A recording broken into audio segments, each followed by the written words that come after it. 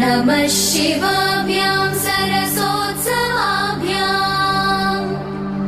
नमस्कृताभीष्टवरप्रदाभ्यां नारायणेनार्चितपादुकाभ्यां नमो नमः शङ्करपार्वतीभ्याम् नमः शिवाभ्यां वृषवाहनाभ्याम्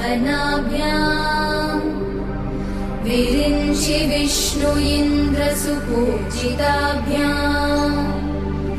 विभूतिपाटीरविलेपनाभ्याम् नमो